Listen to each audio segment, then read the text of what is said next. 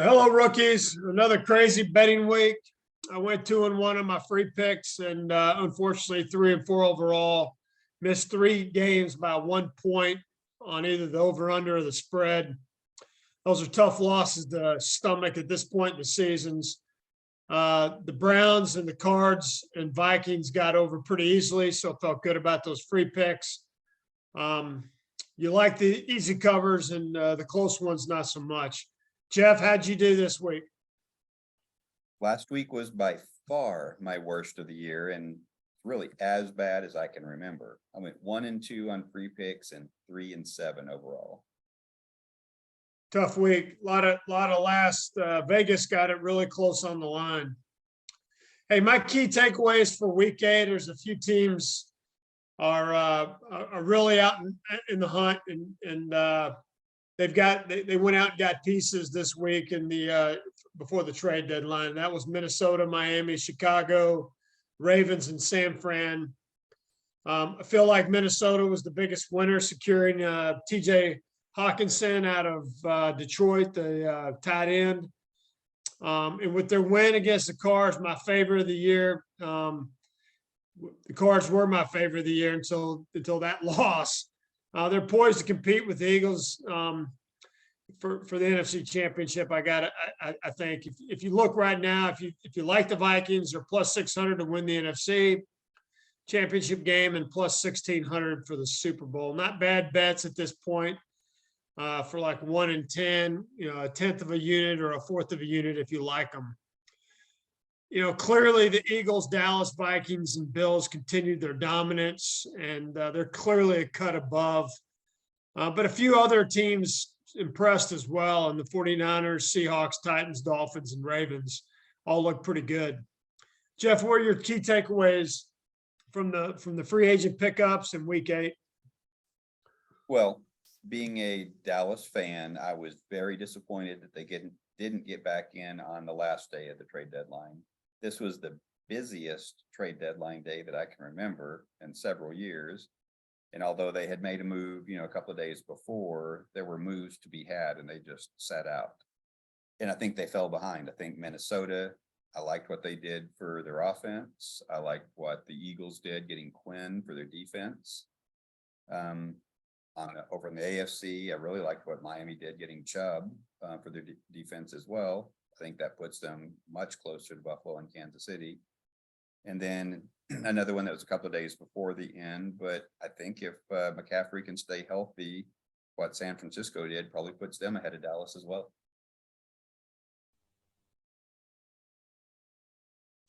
Yeah, no, I didn't like seeing that they didn't pick up a nickelback for the guy that went down last week. We don't know if we're going to get him back. And, I would have liked to have seen another offensive weapon. But as many points they put up against the Bears, hopefully it works out for us. Yep. So 2 teams coming off bye are the 5-2 Chiefs. I'm sorry, Jeff, go ahead.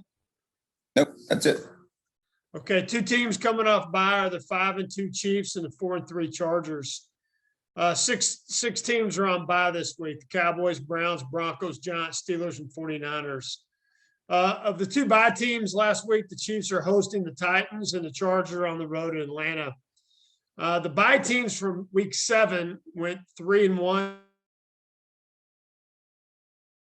straight up and 2-2 ATS. So the bye week was, much better than week 6, indicating, in my opinion, good teams coming off a bye is favorable, but bad teams under 500, not much of a difference maker. So that's how I'm going to bet that going forward. Another thought is the teams going on bye did not score many points, except the Cowboys last week and the 49ers in a few games. So I would look for the total for the Sunday, Monday total to be a bit higher this week than average. And I don't know that that's what's going to happen, but I think Vegas is going to, if you saw that there are only 2 games hovering at the 40 to 42 range total, indicating that Vegas thinks we're going to have a high scoring week this week. Don't know that we're going to, but I think that's what they're betting on. Given the almost perfect weather and 4 dome games, that certainly could happen too. Jeff, any thoughts on the bad teams coming back this week that you're looking at? Well, I definitely like Kansas City getting the extra rest. I think the game itself, they'll handle easily, but I mean, I know that I have a feeling from what I've observed in past years, when you come off a bye, that first quarter, maybe even the first half, you're still a little slow. So when you're looking at over unders, that's where I'm wondering about, starting slow in the first half on these teams that come back from a bye. I think they finish strong, they're fresher, they, more likely to win, but the over unders seem to be a little lower when I look at teams coming off a bye. Yeah, that's a good pickup, Jeff. I didn't track that. And both of those games are fairly high games. We'll get to them, but that might be a good way to bet if you like either one of those games. All right, we kick off Sunday, week 9, with the 4-3 Chargers. Speaking of a bye team, traveling to Atlanta, face off against the 4-4 Falcons.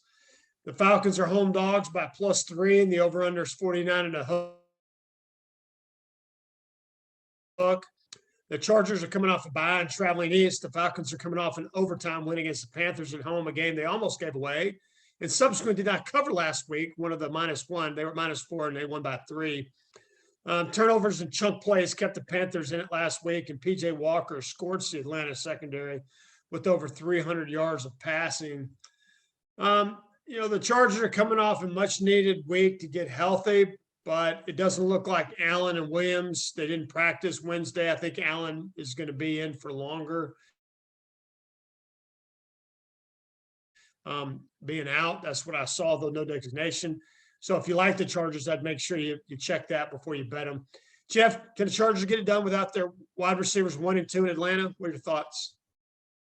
Well, we'll jump right in this week with a free pick because no, I don't think they can. I think Atlanta would be susceptible to the passing game if they had their weapons, but without their top 2 receivers, I'm thinking that this is a pretty easy pick for me to take Atlanta plus points. I like their ability to run the ball, stop the run, and without the weapons for the Chargers, I don't think they can take care of it over the air. So this is my first free pick. All right, rookies, you heard it. First free pick, take the Falcons as home dogs +3. That bet's turned out pretty well this year in Atlanta. Next up, we have the Dolphins traveling to Chicago to take on the Bears. The Dolphins are favored by 5, and the over and under is 46.5. The Bears lost the defensive starter and gained a wideout in Claypool, which is much needed. The Dolphins added an edge rusher, another running back for their committee. The Bears lost to the Cowboys 49-29, and they have put up 62 points in 2 weeks, so their offense is clicking much better. We'll see how Claypool adds to that. The Dolphins won last week in Detroit and added a defensive weapon as they brought in Chubb and another running back by committee. I like the Dolphins here, but more like the over. Both teams play on grass, so I don't see the turf being an issue. And the weather in Chicago will be almost perfect to play, 61 degrees. Jeff, do you like either team here? Well, I actually agree with you that the bigger play here is the over. Chicago has started to play better on offense the last couple of weeks, and Miami is still battling injuries in their secondary. I know Byron Jones is out. I'm not sure if they'll get their other cornerback this week. So I don't think they'll be able to take advantage of Chicago's kind of ordinary passing game, which plays right into Justin Fields being able to run the ball and take the easy, safer passing routes. So I think they'll both score. I mean, obviously Miami's got a dynamic receiving core, so I like the over on this one. Okay. Yeah, I think we're both in agreement here. I would definitely check out the injury report, but if you're going to bet this game, I think the better bet is on the over. 46.5 seems pretty low. Next up, we have the feisty Panthers traveling to Cincinnati to take on the Bengals. The Bengals are favored by 7.5, and the over/under is 42 and a hook. The Bengals are coming in on 1 day less of rest and lost to the Browns on the road, and the Panthers lost a close one in overtime in Atlanta. The two teams don't play against each other often, and the record is in favor of Cincy over the last 4 games at 2-1-1, although Carolina beat them in last time they played in 18-31-21, their last matchup. I'm not sure what Vegas sees here. It kind of reminds me of the Texans and the Titans game last week. Cincinnati, except for, Vegas didn't adjust. They did adjust for Tannehill being out last week. The Titans still got it done, but Cincinnati didn't get it done with the Browns. And without Chase, I'm not sure this team can beat them by 7.5. I would also fade the over here, as the new look Panthers are going to ensure they're competitive in every game, as it feels like every single player is fighting for the job. And I think that comes from the fact that they got rid of, their two of their best players. So everyone else on that team's got to believe that they could be next. So I don't know that Carolina's fighting for a playoff position as much as they're fighting for a job in the NFL, and they're going to keep feisty. If there's a prop bet out there of 5 sacks or more, I would go for it. Just because I think there's going to be a lot of sacks. Panthers sacking the Bengals quarterback and Burrow. Jeff, thoughts on this game? Do you like either one? I don't really like anything about this game betting wise, as my analysis is really close to the Vegas numbers. I had this game pegged as Cincinnati by 7.6. So definitely no big swing there. And I had the expected points of 42.2 instead of 42.5. So these are so close to what I was predicting. I'm definitely staying away from this game. All right. Yeah, I'm staying away as well. Although I do kind of like the Panthers just because I do think they're fighting for jobs. And I'm not sure the Bengals players are yet. All right, next up, we got a division game with the 3-5 Packers traveling to Detroit to face off against the 1-6 Lions, minus their all-pro tight end. I said the Packers weren't bettable, but I don't like the move by Lions at this point in the season. I know they're 1-6, but they play tough in most games. I see that potentially ending this week, and I would lean toward the Packers at minus 3.5 on the road. And I would not say that had that trade not happened. I think that's going to have an impact in the locker room, and we'll see. Maybe I'm wrong. I would fade to the under, as I think the Lions struggle on offense this week without their number 1 tight end, and it doesn't look like they're going to get Swift back. Although if he gets back, you may want to fade to the over. And I think that the Green Bay defense is going to get back on track.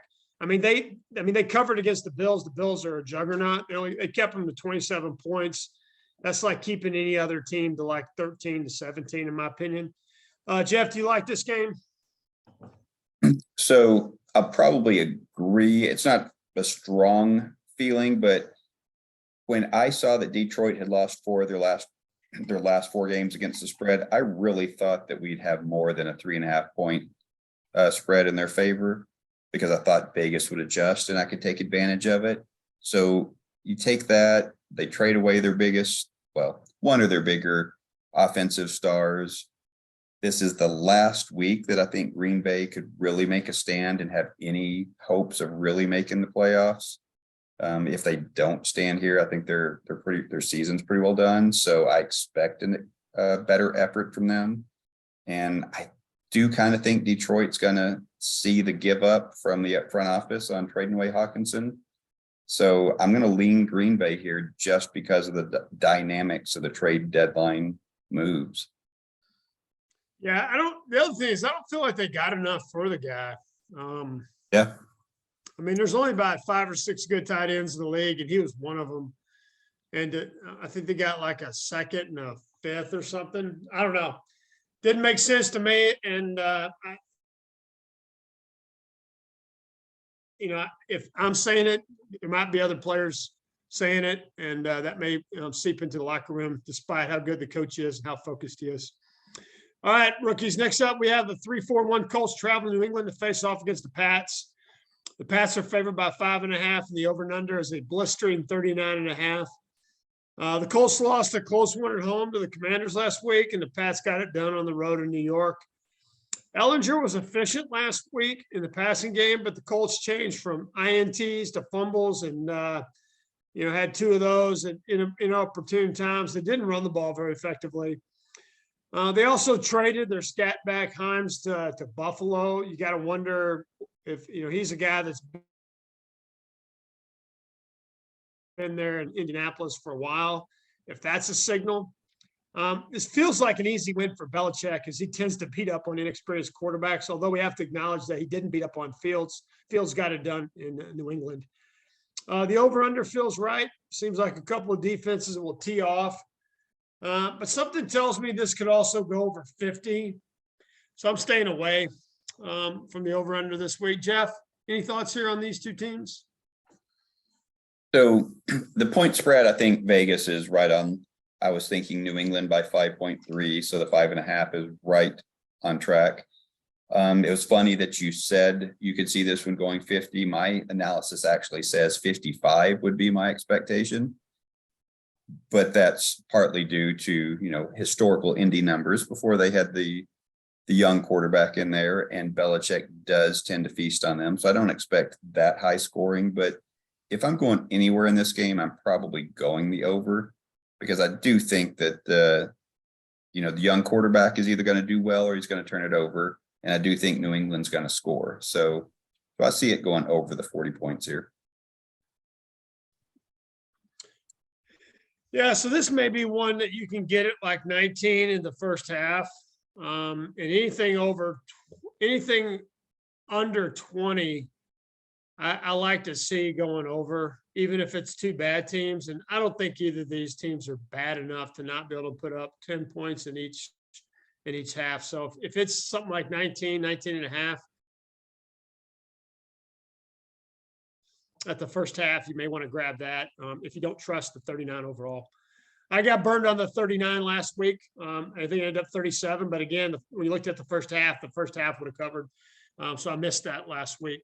Hey, next up, we have the juggernaut Bills traveling to face off against the Jets at home. The Jets are home dogs about 12.5. The over and under is 46 and a hook. The Jets did not look the same without Hall. They can only muster about 51 yards on the ground and only about 24 minutes of clock. Wilson was picked 3 times. And between those 2 data points, that's all she wrote. But they only lost by 5 points to the Pats. The Bills got it done last week, but they didn't cover 10.5 against the Packers. 12.5 on the road seems like an insult. And I feel like this young Jets team is going to take it that way. And specifically, the coach is going to take it that way. So for my first free pick, take the Jets plus 12.5 to cover at home against the Bills. Jeff? I agree with you, although not with the same conviction. It's not a free pick for me, but I think the combination of the Jets formula is to run the ball and play defense. And the best way to attack the Buffalo Bills is still to run the ball and to keep the ball away. So I think they'll definitely play towards that. My analysis says that Buffalo should only be about a 9.7, to 10-point favorite. So I think Vegas is probably overestimating the Buffalo Bills just a little bit. Plus, I think, after the trade they made for the Jacksonville running back, they'll get back to running the ball and playing ball control and defense. So I like the Jets here. Yeah, Jeff, if Vegas would have put this at 9.5, I probably would have stayed away. I mean, this coach, if you listen to him, he's a motivator. And I think he's going to use that 12.5 to his advantage. Of course, they didn't get it done last week against the Pats, but, they still played hard. So to say that a team's going to come in as good as the Bills are, likely Super Bowl winner, Super Bowl contender, if not the winner, I still don't see him beating them by 12.5. I might be wrong. This is kind of a gut call. So I just want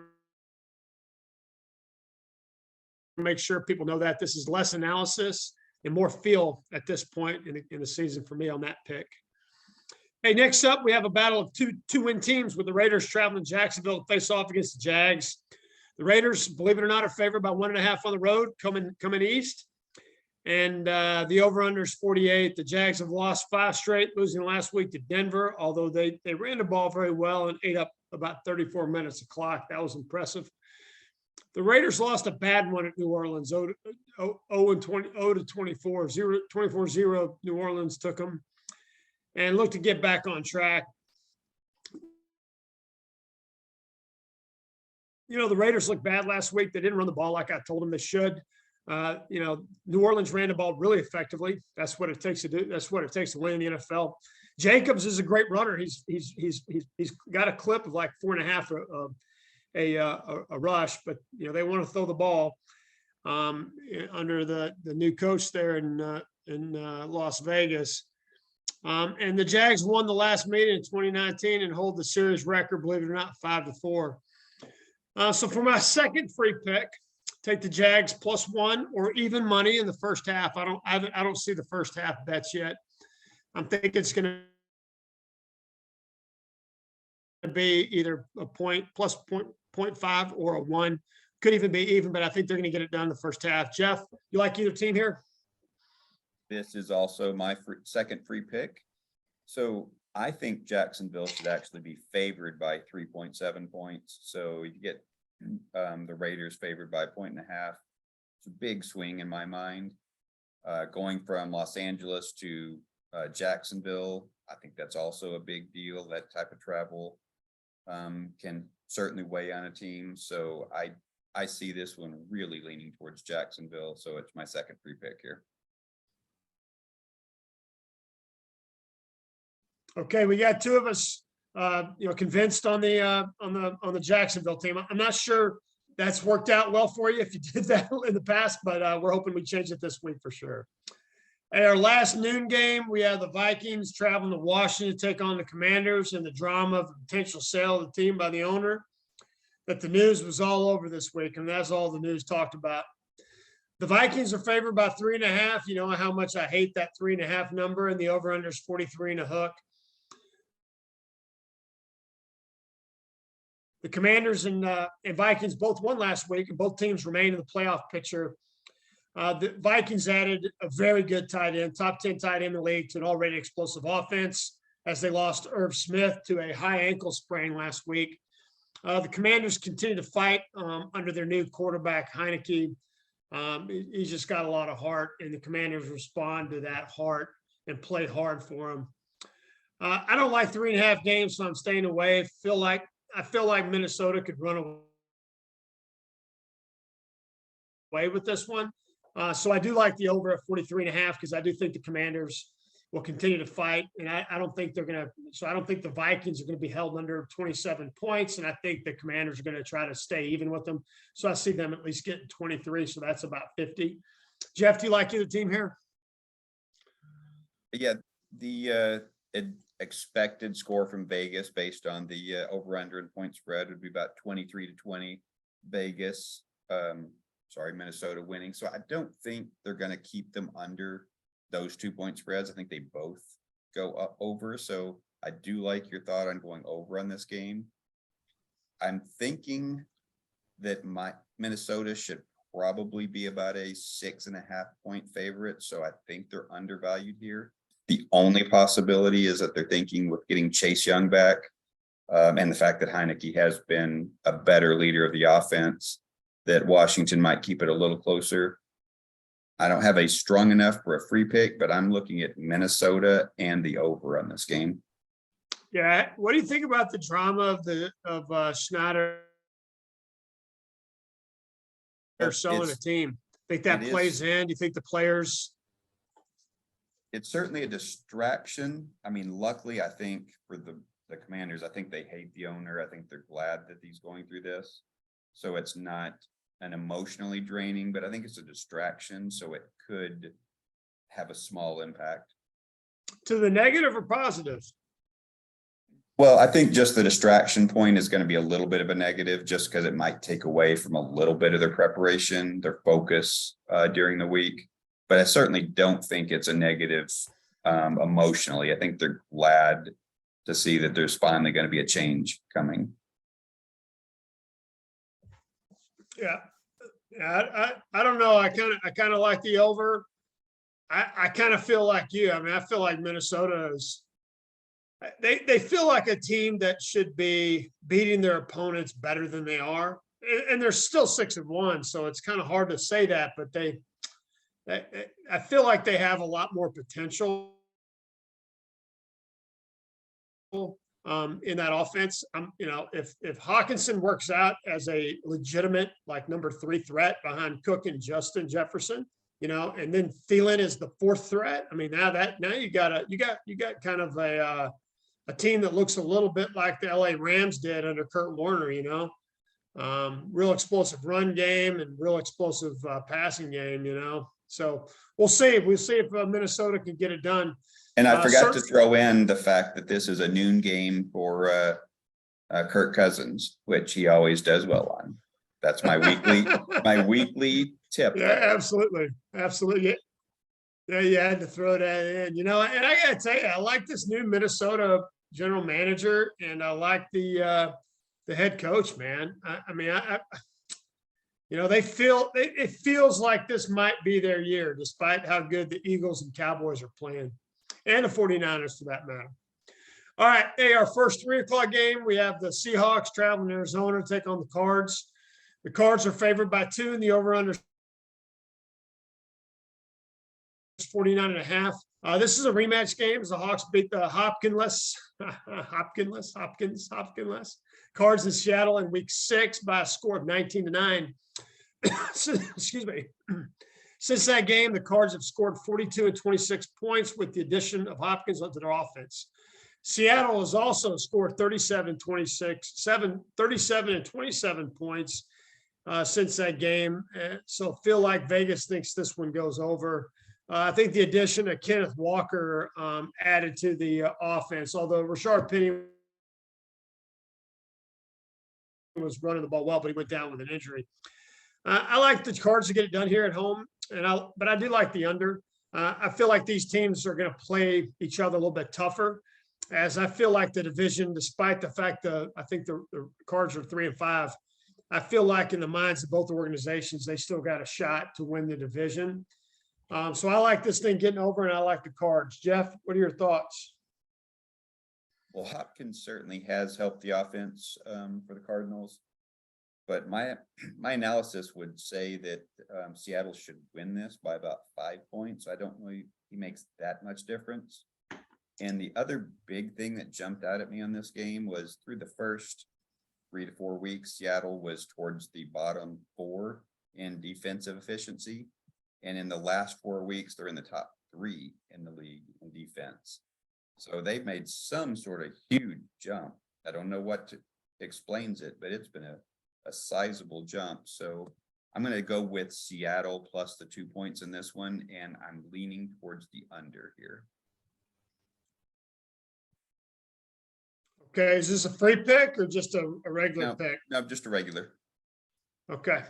So a little bit of a difference between us on the winner of this game, but I think we both see it going under that 49.5 total. Hey, next up, we have a 3:00 game. We have a tale of 2 3-win teams.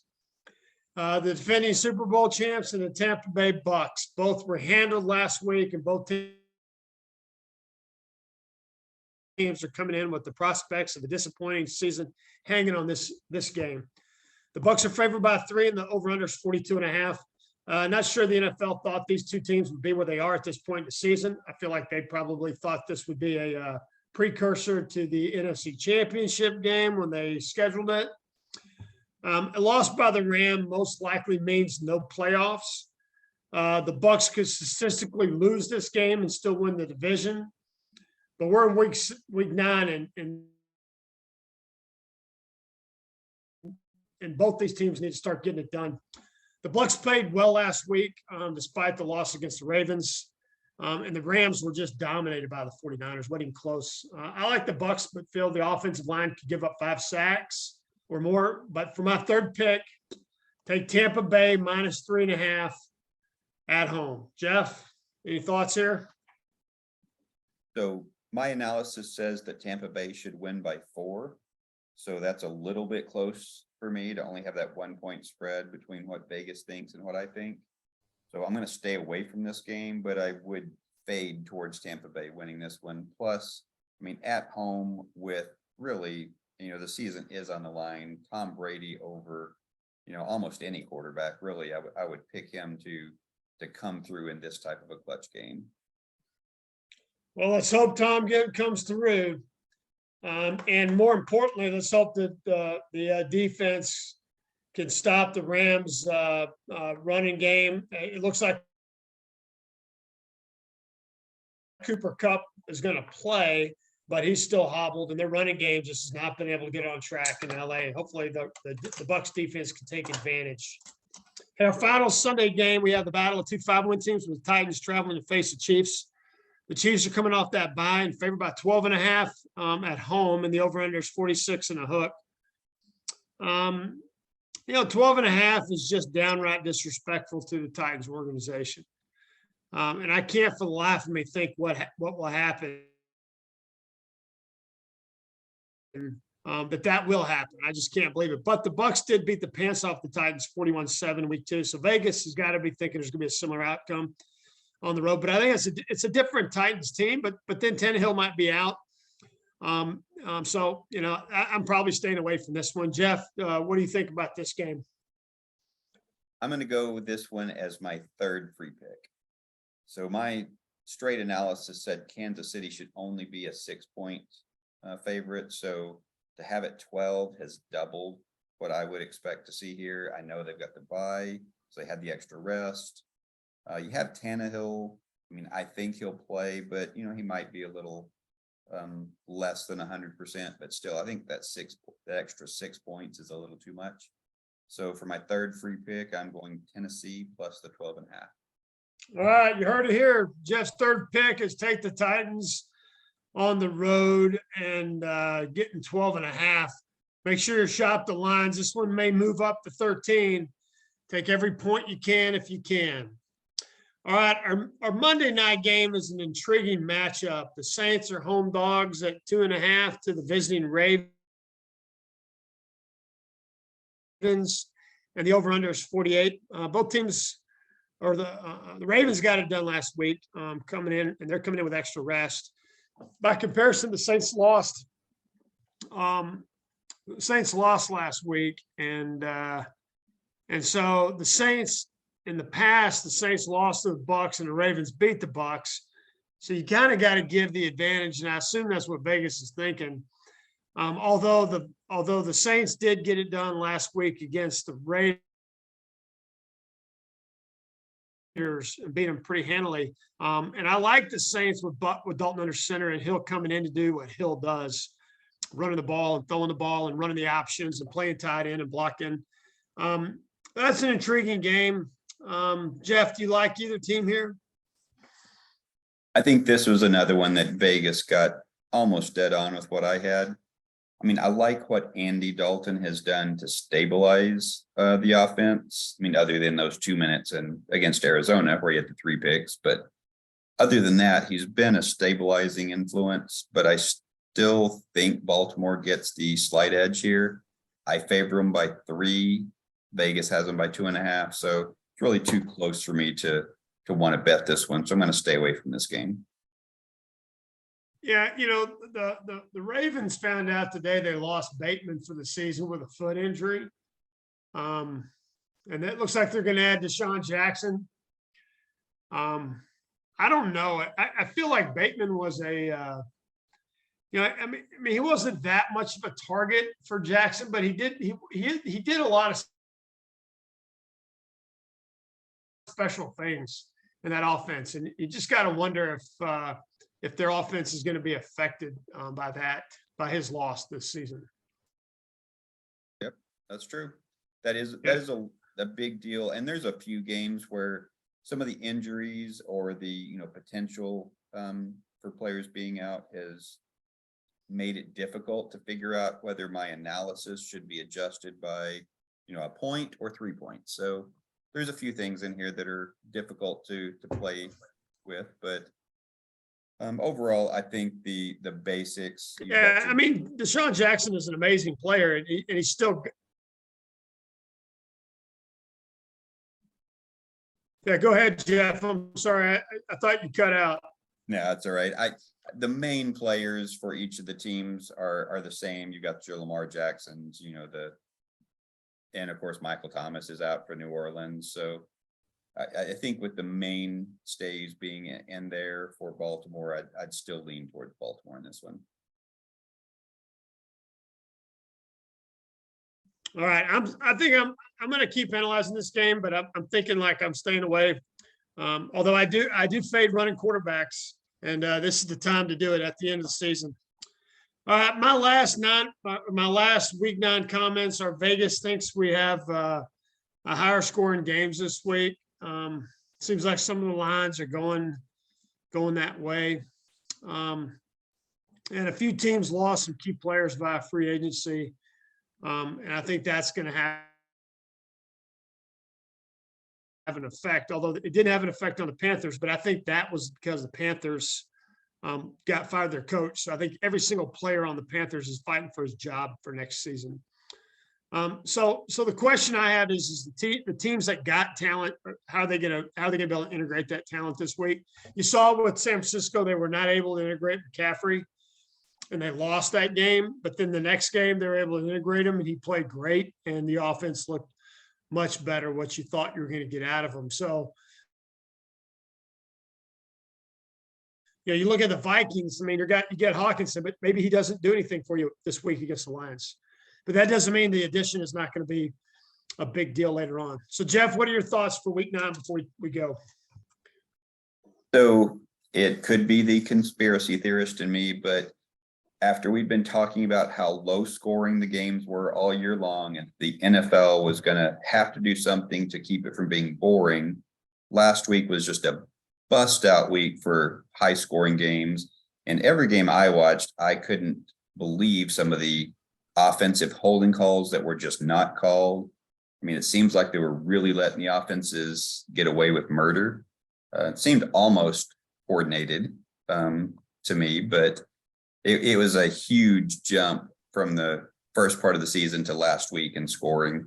So it seems like there might be something in play where they're wanting higher scoring games and they might be allowing some extra things to get away with. Yeah. Yeah, I think I read a book one year. It was 3 felonies a day, which basically the guy argued that every citizen in the United States committed 3 felonies a day. So I guess this would be 3 offensive holding or 3 offensive penalties a day or a series. Yep. Mm-hmm. Yeah, I mean, holding goes on every single play in the NFL on both sides of the football. And, it is up to interpretation, obviously. We are not tinfoil hat conspiracy theorists, but I will say this: boring football games don't tend to attract people watching, especially in London. I think the game was like a 37. It was a snooze fest, 21-17, Broncos and Jags, just a snoozer. No one wants to watch that. So yeah, there might be a little easing up on the offense and a little to get the scoring up this week. All right, Jeff, anything else for the rookies? That's all I've got for this week. All right, rookies, good luck.